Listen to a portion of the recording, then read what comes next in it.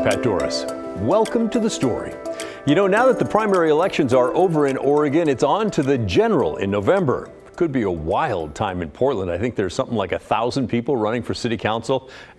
Not really, but there are a lot of people running. And of course, we have the presidential contest. And with that, there's always a chance of high emotions and even violence. Which is why I really wanted to talk with the new FBI leader for Oregon to see how they're preparing. And that is our big story tonight.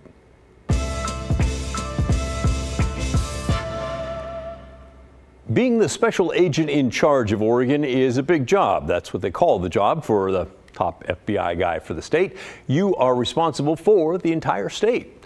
The new SAC was also what they call him, is Doug Olson. He's been here before. He ran the Salem FBI office 8 years ago before rotating back to Washington, D.C. And now here he is in Portland again. I recently had a chance to sit down with him, and the first thing I wanted to talk about was election security. Okay, how about if we start by talking about politics? Got a big presidential election coming up. What's your concern level as far as political violence in Oregon? I think we're always preparing for the worst. I think we've done a lot of preparations this go around that some that we did do last time and some that we didn't do last time. What does that mean? Are you like out meeting with groups and saying, let's diffuse this now, or? Well, one thing, like we have the advantage of being national, right? A national level organization. So one thing we're able to do is kind of like look at the threats like across the country and kind of share that with our local partners here. So that's like a tremendously powerful thing to do. When I was back at FBI headquarters before I came here, I sat for a while in the public corruption civil rights section where we kind of had a national look at like elections, and there was a lot of that same discussion in the interagency where we could kind of talk about different threats facing the country. And we do that same sort of thing here where we share that information like locally to kind of try to get, you know, our local, you know, if you look at, it's usually the Secretary of State, all the different people involved with the election process in the state of Oregon aware of the different threats that we're looking at nationally so that we can kind of prepare for it. But in terms of like specifically what we do, we've had 2 tabletop exercises already here in Oregon where we kind of like exercise that muscle memory. So we introduce some of those you know, predictive threats that we might have into it, and then we practice like the communication that has to occur between all the different stakeholders on both on the LE side and then also on the election side, and then we go through like kind of exercises on like how we would address those situations. So we've had 2 of them. Calls in a bomb threat on election night, or it could maybe be a blows bomb up a building. threat, or it could be a cyber threat. It could be a dangerous letter or something like that. Doug Olson does know a thing or two about threats. In the armed forces, he was a Marine Scout sniper and a platoon commander and an intelligence officer. He's held a wide variety of posts in the FBI and was recognized for his work in New York, investigating members of the Genovese organized crime family. He said in Oregon, the FBI has increased its elections crime team. We've also like actually increase the amount of people that we have that support elections. So normally every office has what we call an elections crimes coordinator that kind of runs through the whole election process, and they're like the single point of contact in the field office for all things elections. Now we have a cyber election crimes coordinator, a counterintelligence elections crimes coordinator, and then just the regular election crimes coordinator. So we've kind of created an additional focus on all those different areas to kind of increase our bandwidth as an agency and kind of help assist our partners that way. Yeah, and so that's what was going to be my question then. Are they available to the Secretary of State or a county clerk to call in? They're exactly available. I mean, that's exactly why they're there, is to be that point of contact. But the idea is to be engaged like way before November, right? Like so that we've done these tabletops and everybody knows everybody on like a first name basis. They know who to call. They know where people are going to be sitting during the counting and during all the different phases of the election. So that's the idea. It doesn't alleviate all problems, but it sure makes it better when you have to address one if it's not the first time you're meeting and talking about those types of issues. Sure. Do you think the threat level's higher now than it's been in the past? That's tough to gauge. I think there's ebbs and flows in what's going on. I think it's like it's a very interesting environment we're in. I think we have extremes on either end of the political spectrum. Especially in Oregon, I think. I think Oregon definitely exudes that that two different ends of the spectrum type thing. So it's in terms of like specific threats. I mean, we're going to follow and investigate like whatever comes down the line. I think we've had some unprecedented stuff in the past. We kind of expect we're going to have stuff in the future, but I don't have any specific stuff to or threats to kind of articulate right now. So we're just trying to prepare for anything that might come. Okay, so you still with me so far? We're talking with the new leader of the FBI for Oregon. He's concerned about both violence and cyber attacks during the upcoming presidential election in November. So far, he's pulled all the key players together to practice how they're going to respond, which seems like a pretty good idea since you don't want to start from scratch when something happens. How do you fend off a cyber attack on the voting system? Well, first of all, the voting system is completely isolated from the outer internet. So it's like, so more what we worry about in terms of cyber and voting is disinformation, misinformation, that type of stuff. And also disinformation and misinformation about cyber attacks on the voting system, right? Because this is a system that's air gapped from, the regular internet and other systems. Literally, there's no connection. Correct, and that's an important thing to understand, I think. But in terms of all those other factors, and then cyber attacks in general, I think in the second week I got here, we actually had a cyber summit down in Wilsonville where we had all these small to medium-sized companies that are located here in Oregon, and just the engagement and the amount of information sharing back and forth, I was really impressed with. Like I think that's something they're doing really well here in this office and in the state. We learn as much from those companies as they learn from us. It kind of helps us stay ahead of the threat on different vulnerabilities and stuff, which could be leveraged for a threat actor in an election or a threat actor who wants to hit a municipality or a company, a private company. And I think in order to be best positioned to address those threats, like we have to be engaging with the companies that are in that sector, and the level of engagement's really strong. So first off, he does not worry about an attack on the actual vote counting machines because they're cut off from the outside world. They're not connected to the internet. What he does worry about is some sort of a social media campaign that tries to convince you that the system has been hacked and that there's no point in you casting your vote. He also worries about some other campaign that might use lies or trickery to try and push you to vote one way or another. That's what misinformation campaigns are. He also is concerned about violence coming from either the far right or the far left. At the same time, and this is a bit off topic from elections, he's concerned about cyber attacks on the companies that are in Oregon. They are connected to the internet and often under attack. But he said the companies and the FBI are sharing information to help both sides fend off those attacks. So there you have it. Doug Olson, the new guy at the FBI, bringing us up to date on election security. What do you think about what Special Agent Olson had to say? Anything surprise you? Why or why not?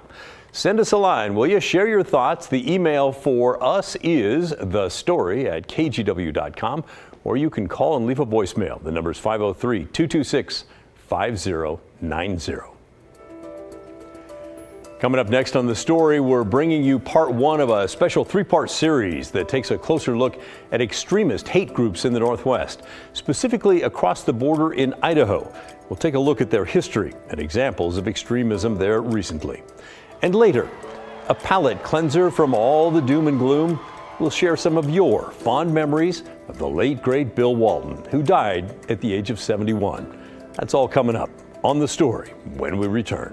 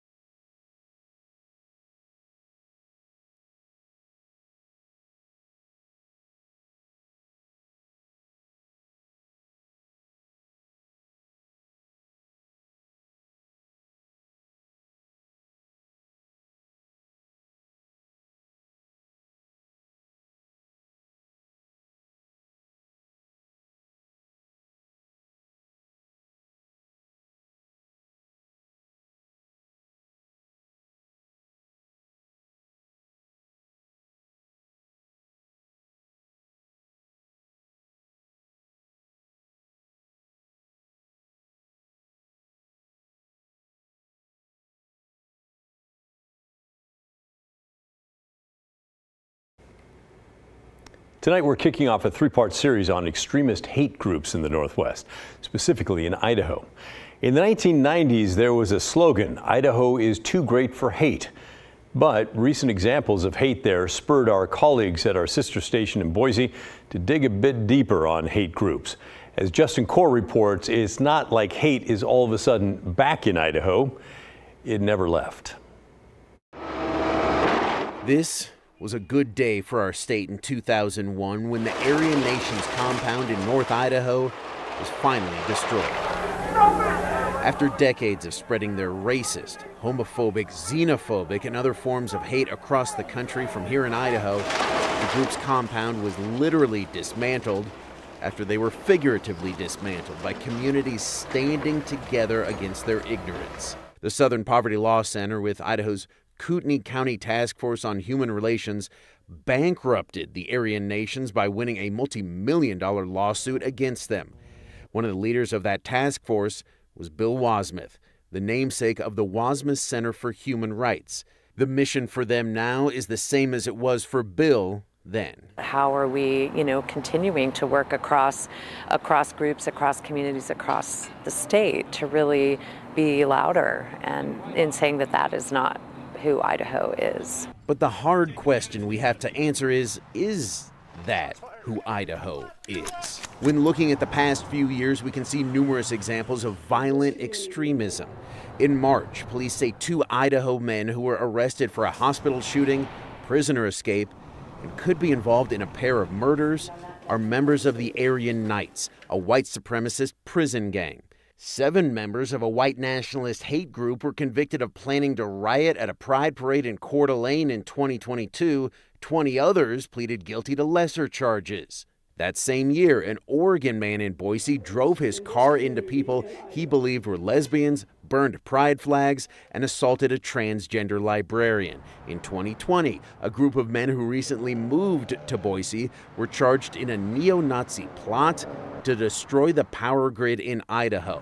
And while police do not believe the mass shooting at the Boise Town Square Mall in 2021 was hate-motivated, sources say neo-Nazi literature was found in the trailer of Jacob Bergquist, who shot and killed a transgender security guard and a Mexican immigrant. Dr. Royce Hudson is a professor at Boise State and a researcher of violent extremism here and in the Middle East, with years of experience working for the State Department. He says hate has not returned to Idaho just recently. It's been here the whole time.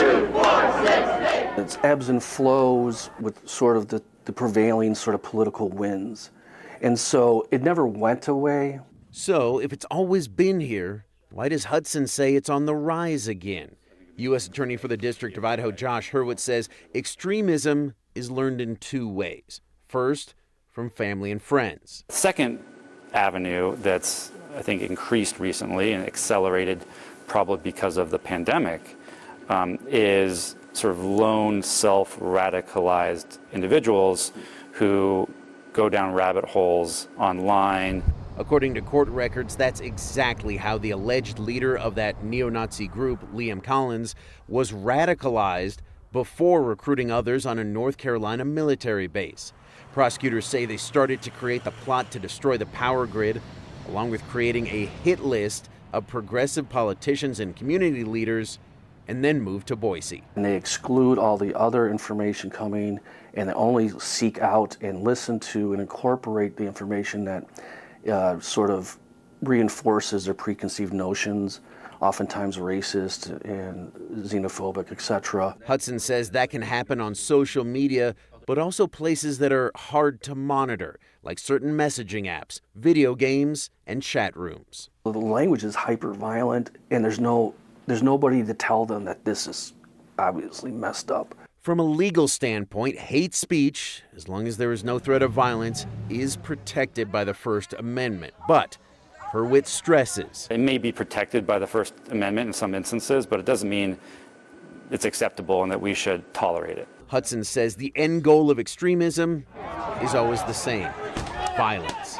He says groups often talk about resetting the government through revolution, and compare themselves to the founding fathers. And they can claim that they're patriots as a result of that. Hudson also points out that extremists don't just pose a threat to minority groups. So anyone that defends diversity, inclusion, could be potentially targeted by these groups. But it also breaks down the fabric of the entire community in terms of, are people fearful? Are they less trusting? Are they less willing to engage in what we need them to engage in from a civic perspective? So hate crimes really tear at the fabric of our society in a sort of a unique way. Tearing at the community spirit decades ago that inspired Idahoans who were not directly targeted by the Aryan nations to destroy them. Many others in the community were kind of like, they're kind of having like a little club in the woods. Like, it's not like that big of a deal, right? Like, it took a while for people to come around to recognize, right? Or to see that maybe even if I'm not the target, for example, the fact that they're targeting anyone in my community is not acceptable. Justin Core joins me now. I'm from my home studio. And Justin, super interesting story there. What were some of your main takeaways? Well, I think a lot of the main takeaways from this first part of this series was, number one, for me, and I think even for a lot of people, it was a lot of treaded ground, but I think it was sort of collecting all these stories, all these instances of hate and violence into sort of one idea, pointing out how they're all related, showing this rise. Again, for those of us who grew up here and were here in the 90s, seeing this rise of hate again and presenting it to people and showing them, and these experts telling them that, hey, this is a problem again. We're seeing this again. This never fully went away. And why Idaho? Why do you think that why is it concentrated in Idaho? Well, it's a great question. I think probably just sort of somewhat the pioneer spirit, the fact that they could sort of be out in the woods on their own, that idea. I also want to point out that in the experts we talked to, the U.S. Attorney and the professor who worked for the State Department, even well overseas, this is all over the place. And while we're seeing sort of a rise of that here in Idaho, it doesn't mean it's not there in Oregon, Portland, Washington, across the Northwest and the nation. It just seems like over the past few years, we've seen specifically a lot more violent instances here. And this is really a call to action to the people who really love this state and the people of this state to do something about it. Well, Justin, thanks so much for bringing this to us. I think it is a great reminder that we all need to be sort of on guard and on alert for what's going on in our own communities. Yeah, unfortunately, this is something that we're all going to have to be aware of, but something that we can all do something about. All right, man. Great stuff. Thanks a lot. Thank you. On part 2 of his series tomorrow night, Justin will take a closer look at what pulls someone into an extremist group. Why do they join? We'll hear from a man who used to be part of the Aryan nations in Idaho. Again, that's tomorrow night, right here on The Story. In the meantime, coming up next, the defending the skyhook to a chance encounter at the Portland airport. We'll share some of your fondest memories of the Hall of Famer Bill Walton when The Story returns.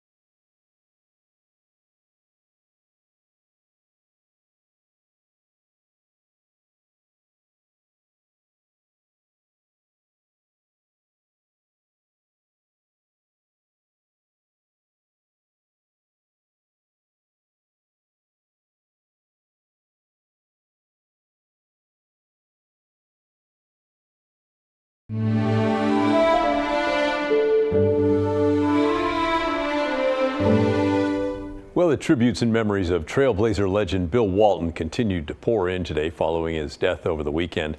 The Hall of Famer died at the age of 71 after a long battle with cancer. Last night, we covered the highlights of his illustrious career on and off the court. And when he asked you for your memories, many like Mark reflected on Walton's abilities on the court, writing, "My memory of him is that he was the only player who could effectively defend against Kareem Abdul-Jabbar's famous skyhook. I'll always remember him for that." In 1977, I was working part-time as a bartender at the Memorial Coliseum during Blazer games. And it was a late night, and I got out late, and Bill Walton also got out late. And I was walking to my car, and Bill walked me to my car in the dead of night so I wouldn't be alone. Now, I was driving a Carmen Ghia, which is only a two-seater car, and I said, "I'm sorry I can't take you back to your car, but I don't think even your legs would fit in this car." And he started laughing, and he says, "It's okay. I need to walk anyway."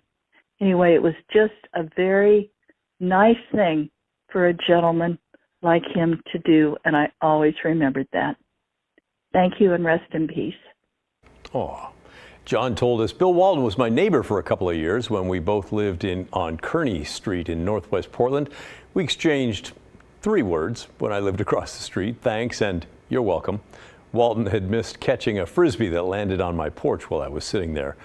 But he went on to tell us, "The best moment of my Trailblazer following was after Portland had beat the 76ers to win the championship." That was back in '77, and Portland erupted. I could hear the roar from that same front porch. Later, getting close to dusk, Bill Walton and Maurice Lucas got back to Walton's place in the quiet of the evening, sat down on the lawn and lit up and savored the quiet of such a sweet, sweet victory. And Carla reminded us that a Troutdale sculpture artist created a bronze statue of Walton, commissioned by the former athletic director at the University of Oregon. She wrote to us to tell us, "We were told it was originally gifted to the San Diego International Airport, but apparently they didn't want it. Maybe by questioning that, they might be questioning that decision now. I'm not sure where it ended up," she said. Well, Carla, we know. It now stands at Ski Beach Park in Mission Bay near San Diego, California. That's Walton's original hometown. Here's Walton posing with the artist Allison Brown Caswell. She took exact measurements of Walton's bike, shoes, and other personal items to make the life-size replica of that basketball legend. And let's end on this remembrance from a viewer named Dave.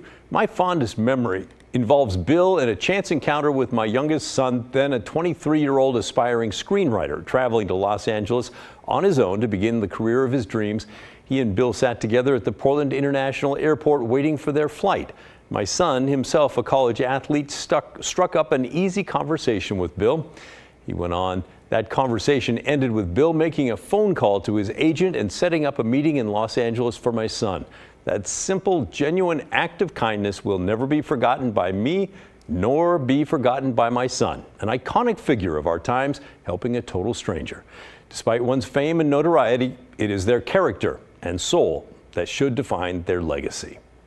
What a character, what a kind soul Bill Walton was. May he rest in peace. Hey, that's the end of our show. Thanks so much for watching. Remember, the story, our collective story, that never ends. Good stuff's coming your way next. I'll see you right back here tomorrow night, 6:30.